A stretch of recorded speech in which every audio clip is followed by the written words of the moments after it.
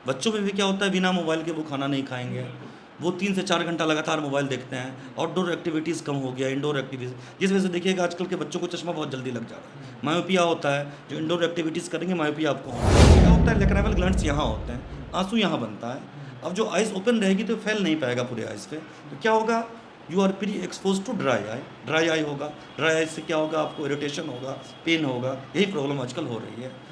तो इसलिए देखिएगा नेचुरल भी ना सब इंसान बिलिंग करता है। ऊपर वाले ने, अल्लाह ताला ने जो बनाया है ना, बिल्कुल परफेक्ट बनाया है कि आप धूल धूप से थोड़ा परहेज़ कीजिए। अब लेकिन मौसम ऐसा है तो कैसे परहेज़ करेंगे? तो इसके लिए ये है कि जब आउटडोर एक्टिविटीज़ आप करें तो ब्लैक गॉगल्स लगा के निकलें, या अगर आपको पावर का चश्मा है तो वो लगा के निकलें। बाहर से जब भी आएँ तो फ्रेश वाटर या ठंडे पानी से आँख को धुल लें। सोने से पहले भी अच्छे ढंग से आँख को धुल के सोएं। इससे क्या होगा कि जो एलर्जिक कंपोनेंट्स होंगे, जो धूल वगैरह होगा, वो आइज़ से आपका क्लीन हो जाएगा। तो ये प्रिवेंटिव मेजर्स है आपको एलर्जिक कंजक्टिवाइटिस या आईलिड्स की जो डिजीज़ हैं उससे बचना। बच्चों को तो सबसे पहले क्या करें, आउटडोर एक्टिविटीज़ को आप प्रमोट करें। कहें कि प्लेग्राउंड है, बाहर जाके खेलना है आपको। 2 से 3 घंटे आपको सूरज की रोशनी के बीच में रहना ज़रूरी है। जी, बिल्कुल, बिल्कुल। आउटडोर दूर की चीज़ें देखना ज़रूरी है, ठीक है? इससे आई जो डेवलपिंग आई होती है ना, वो डेवलप, वरना क्या होगा, मायोपिया हो जाएगा, शॉर्ट साइटेडनेस हो जाएगी, आपको दिक्कत हो जाएगी। सबसे पहले आउटडोर एक्टिविटीज़ को, मोबाइल कम करना है। मोबाइल नुकसानदेह है। हर 20 मिनट पे हम लोग बोलते हैं 2 मिनट का ब्रेक लीजिए। 20 मिनट काम कीजिए, आधा घंटा काम कीजिए, 3 से 4 मिनट का ब्रेक लीजिए। इस ब्रेक में क्या है, आपको दूर की चीज़ें देखनी है, या थोड़ा अच्छा, आइज़ को रेस्ट स्क्रीन देते छोड़ करके थोड़ा दूर हैं। जी, देखना है। थोड़ा दूर की चीज़ें ऐसे देख लीजिए, फिर 2-3 मिनट बाद देन अगेन स्टार्ट वर्किंग।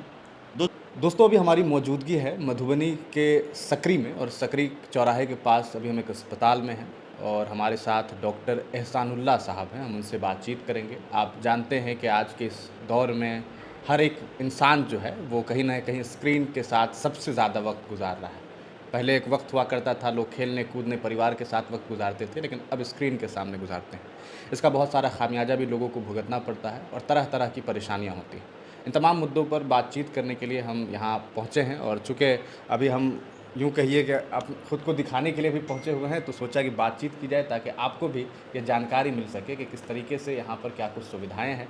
और सबसे अहम चीज़ जो आज के इस मौसम में, ख़ास करके गर्मी के मौसम में, जो कुछ परेशानियाँ हैं जिससे तमाम लोग जूझते हैं, परेशान होते हैं, उससे कैसे बचा जाए, इन तमाम मुद्दों पर बातचीत करेंगे। सबसे पहले तो बहुत बहुत शुक्रिया आपका सर, अपना कीमती वक्त देने के लिए। Thank you. मैं आपसे ये जानना चाहूँगा कि चूँकि आपका यहाँ पर सेटअप है और एक नए सेटअप के तौर पर मैं देख रहा हूँ, और मुझे लगता है 4-5 महीने आपको हुए हैं यहाँ पर, लेकिन आपका कार्यकाल काफ़ी लंबा चौड़ा है। 2004 के बैच के आप हैं, तो मुझे लगता है 20 साल से ज़्यादा अरसा गुजर चुका है, और आप एक प्रोफेशनल डॉक्टर के तौर पर, एक सर्जन के तौर पर पीएचसी में काम कर रहे हैं। कुछ चीज़ें पहले मैं आपसे जानना चाहूँगा। चूँकि गर्मी का मौसम है, तो गर्मी के महीने में लोगों को सबसे बड़ी शिकायत होती है, किसी का आँख फूल जा रहा है, उसे एक साइंटिफिक टर्म है उसके लिए, एक अलग मामला है, लेकिन गांव के लोग कि कोई नरसलाय कह रहा है, कोई कुछ कह रहा है।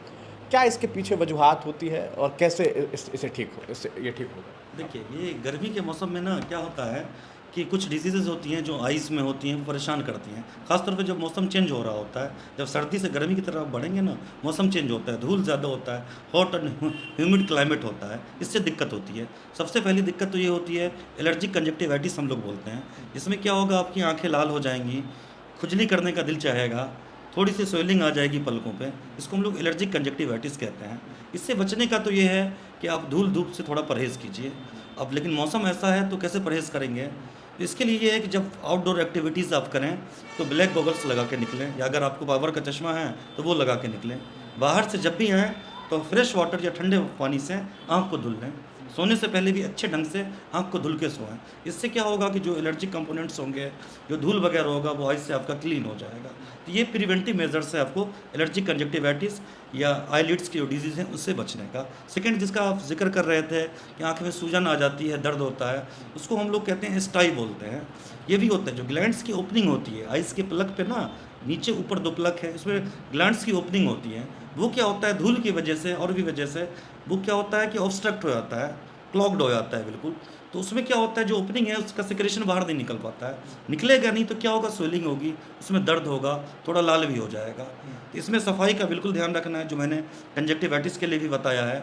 उसके बाद से अगर आपको हो जाता है इसके बावजूद भी, तो उसको गर्म पानी से सिकाई करना है, गर्म पानी में कपड़ा या कॉटन लेके सिकाई करना है। और जो कुछ दवाएँ होती हैं आप लोग कंसल्ट करें, वो दवा बताएँगे, वो दवा जो आप आई स्पेशलिस्ट हैं उनसे लेके ही यूज़ करें, वरना आजकल क्या है लोकल जगह बहुत सारे स्टेरॉइड्स लोग दे देते हैं, इसका हमें ना और डिफेक्ट भी देखने को मिलता है। तो हमें क्या करना है, सबसे पहले प्रिवेंटिव मेजर्स अपनाने हैं, अपने आप को क्लीन रखना है, और कोई अगर डिजीज़ होती है तो कंसल्ट करें नियरेस्ट आई सर्जन से। एक चीज़ डॉक्टर साहब जानना चाहेंगे, चूँकि आपने खुद देखा होगा जब समाज के लोग आते हैं, बीमार लोग आते हैं, तो एक धारणाएँ बनी हुई है कि किसी का आँख अगर फूला हुआ है तो लोग एक दूसरे से दूर भागने लग जाते हैं कि कहीं मुझे ना हो जाए, कहीं मुझे ना हो जाए।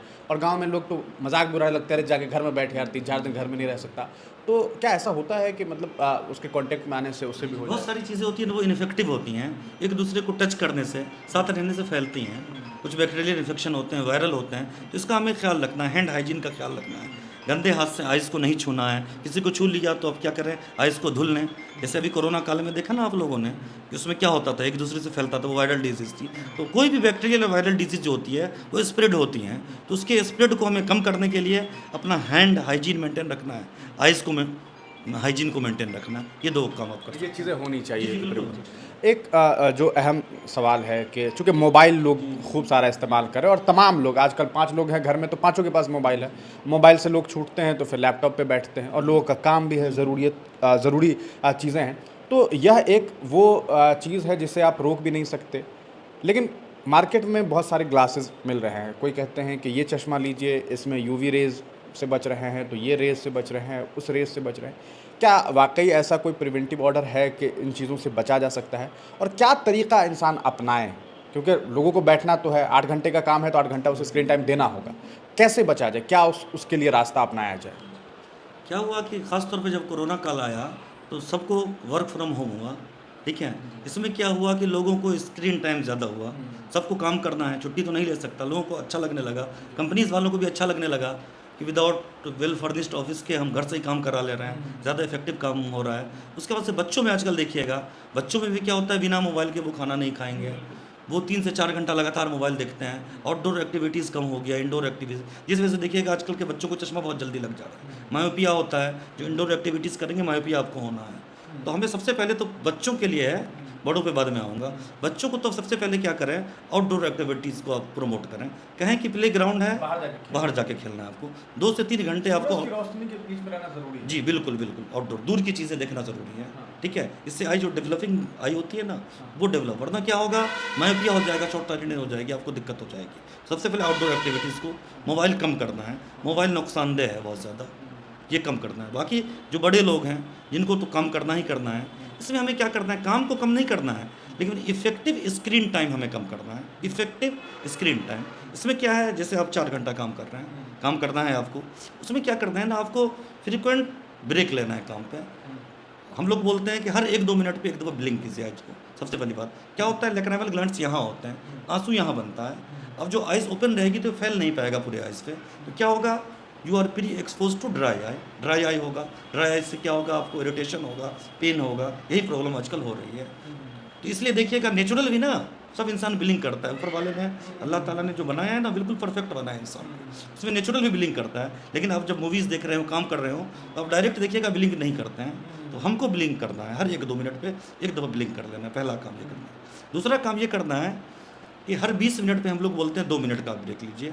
20 मिनट काम कीजिए, आधा घंटा काम कीजिए, 3 से 4 मिनट का ब्रेक लीजिए। इस ब्रेक में क्या है, आपको दूर की चीज़ें देखनी है, थोड़ा आइज़ को रेस्ट देते हैं जी, थोड़ा दूर की चीज़ें ऐसे देख लीजिए, फिर 2-3 मिनट बाद then again start working. 2 measures हो गए। तीसरा मेजर्स आपको ये है कि ग्लासेस की आप बात कर रहे थे, वो ग्लासेस होती हैं, ब्लू कट ग्लासेस होते हैं, इसमें ARC कोटिंग होती है, एंटी रिफ्लेक्टिव कोटिंग होती हैं। ये क्या करता है ना, यूवी रेज से आपकी आई को प्रोटेक्ट करते हैं, तो वो आपको ग्लास यूज़ करना है, ARC ग्लासेस। अगर आपको पावर है तो जितना पावर है उसमें ARC कोटिंग डलवा लीजिए। अगर आपको पावर नहीं भी, आपका विजन 6 है, फिर भी आप प्लेन ARC ग्लासेस यूज़ कर सकते हैं। ये आपको प्रिवेंट करेंगे, ड्राई होने से बचाएंगे आइज़ को। 3 चीज़ ये हो गई। चौथी चीज़ ये हो गई कि हम लोग लुब्रिकेंट होते हैं अच्छे क्वालिटीज़ के, वो देते हैं। इससे जो होता है ना, आपकी आई ड्राई नहीं हो पाती है। 2 से 3 दफ़ा आइस डाल लिए, जो आँख आपकी रहेंगी, नम आँख रहेंगी, ड्राई नहीं होगी। तो ये 3 to 4 मेजर्स हैं जिससे हम अपने आई को मैं आपका बिजनेस ख़राब नहीं करना चाह रहा हूँ, लेकिन मैं आपसे एक चीज़ ज़रूर जानना चाहूँगा कि जो हमारे दर्शक हैं, कम से कम उन्हें एक लुब्रिकेंट का नाम तो आप बता दीजिए, ऐसे ही बता दीजिए बगैर कंसल्टेंसी के, कि वो यूज़ करना चाहे तो कर सकते इसमें हैं। बहुत सारा कंपाउंड आते हैं, जैसे कार्बोक्सीमिथाइल सेलुलोज आता है, हाइलुरोनिक एसिड आता है। मैं कंपाउंड का ही नाम बताऊंगा, डायरेक्ट दवा का नाम बताऊंगा तो बोलेंगे कि फिर उससे हमारा कुछ है। तो कार्बोक्सीमिथाइल सेलुलोज होता है, 1% में आता है, वो आप यूज़ कर सकते हैं। उस हाँ कर सकते हैं, ये कोई बहुत बड़ी चीज़ नहीं है। लेकिन ज़्यादा प्रॉब्लम है तो आप डॉक्टर से दिखाएं। इसलिए 3-4 तरह के लुब्रिकेंट होते हैं, देखिए ना, तो किस पर्सन में क्या देना है ये तो आफ्टर एग्जामिनेशन ही हम बताएंगे। लेकिन कार्बोक्सीमिथाइल सेलुलोज 1% आप अच्छी क्वालिटी का, अच्छी कंपनी का यूज़ कर सकते हैं फॉर टेम्पररी। अदरवाइज़ आपको डॉक्टर से एक दफ़ा चेक कराएं, आप देखें कि आपके ड्राई आई के कितने सिम्टम्स हैं, आपके कौन सी ग्रेड है, उस लिहाज से आपको हम दवा देंगे। तो डॉक्टर साहब से हमारी ये लंबी बातचीत जो है सिर्फ़ और सिर्फ इस चीज़ के लिए हुई है कि आप कैसे सुरक्षित रहें। आपके प्रिवेंटिव मेजर के लिए हमने ये बातचीत की है। आगे हम इस पूरे हॉस्पिटल का चक्कर भी काटेंगे और आपको बताएंगे कि क्या क्या सुविधाएं यहाँ पर हैं। अभी तक जो हमने किया है वो आपके बेडरूम में सॉल्यूशन जो आपको मिल सकता था उसके लिए। बाकी कुछ चीज़ें ऐसी होती है जिसके लिए आपको आना पड़ता है, और अगर आपको यहाँ आना है तो यहाँ क्या सुविधाएं हैं यह भी जानना आपके लिए बेहद ज़रूरी है, ताकि आप यहाँ आ करके अपनी आँखों को आप अपनी आँखों की तमाम परेशानियों को निजात दिलाने में जो है आपको जो मदद मिल सके वो यहाँ मिल सकती है। तो क्या क्या इंतज़ामात हैं, हम उसके लिए आपके बीच तमाम जानकारी जो है वो साझा करेंगे।